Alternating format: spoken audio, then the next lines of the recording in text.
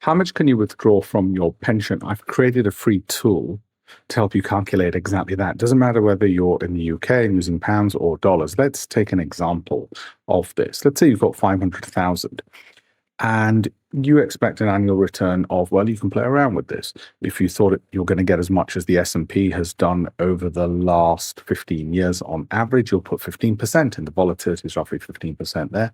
And let's say you thought you're going to withdraw 4% per annum, which is common. And I'm going to show you the dangers of using those kinds of rules of thumb in just a second. Okay, years in retirement, 30, because you're going to live a good life. Maybe inflation will stay roughly around 2.5%. This just shows you the variability. Similarly, volatility means those returns are variable. And you're going to start at 65. You can change all of these numbers, remember, and play around with it. Now, I'm going to put the tax rate at 0 because I'm going to assume it's all in a pension and you've got your own personal tax results, which you can check with your accountant. Annual fees, I'll just put at 0.75 for just generic fees, platform fees, whatever fees you're paying. So let's run the stress test, and you're going to love this. Okay, we run the stress test. What does it tell us? 99.7% success. Sustainable real income, median annual withdrawal would be 19,940. Okay, 17 years, in worst 10% of cases, you run out of money. Median terminal wealth, 10.8 million portfolio value at the end of retirement. What does that mean? We'll come to that in a second.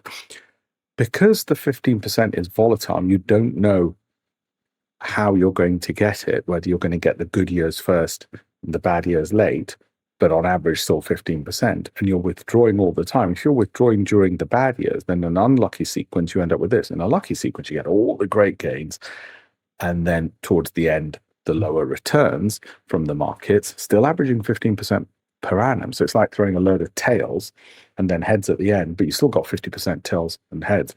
Okay, now there's a lot to read down there, but here's the thing: median scenario. So it'll show you withdrawals, fees, there's some taxes thrown in as well. Okay, it will also show you if you're lucky versus unlucky. You can download stuff, you can show nominal values or real values, that means after inflation, and what it means. And where, if you're lucky, starting off with different amounts, and you get the big gains, really massive gains up front, as opposed to some of the worst year losses that can happen. And of course, the reality is going to be somewhere in between. That's why it shows the median. So from 500, you get the median rise in the portfolio, take out some fees, take out some tax, and what you end up with as well, and what you're withdrawing at your 4% from the original, and so on, and what you're left with. Okay.